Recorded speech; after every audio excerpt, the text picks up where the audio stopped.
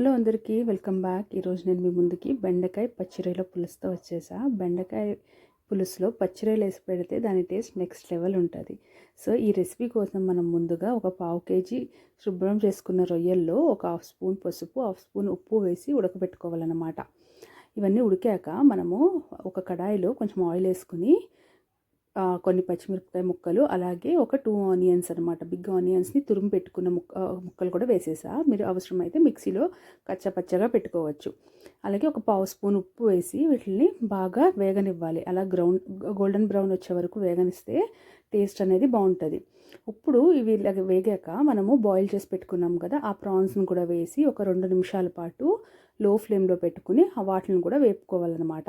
ఇలా వేగితే prawns taste అనేది చాలా బాగా కుదురుతుంది. ఇప్పుడు దీంట్లో ఒక పావు కేజీ అంతా బెండకాయల్ని అలాగా స్లిట్స్ చేసుకుని వేసుకున్న లేత బెండకాయ ముక్కలు అనమాట. ఇవి ఆ లేత బెండకాయలకి అలా నాట్లు పెట్టుకుని వేసుకుని వాటిని కూడా ఒక 2 నిమిషాల పాటు ఫ్రై చేసుకొని ఇవ్వాలి.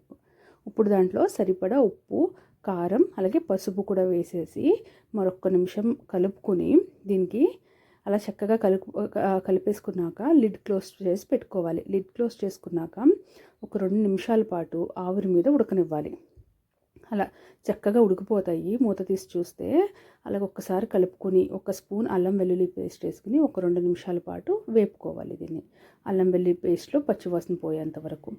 అల్లం వెల్లుల్లి పేస్ట్ కూడా వేగిపోయాక ఒక బౌల్ అంతా చింతపండు రసము, అలాగే ఒక హాఫ్ బౌల్ వాటర్ వేసుకున్నాను ఇక్కడ ముక్కలు ములిగేంత వరకు.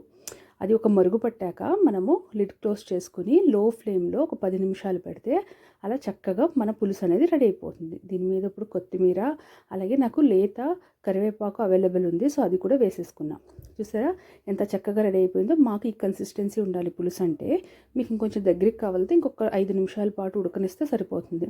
చాలా టేస్టీగా ఉంటుంది. ఒకసారి మీరు కూడా తప్పకుండా ట్రై చేయండి. వీడియో కనుక నచ్చితే లైక్ చేసి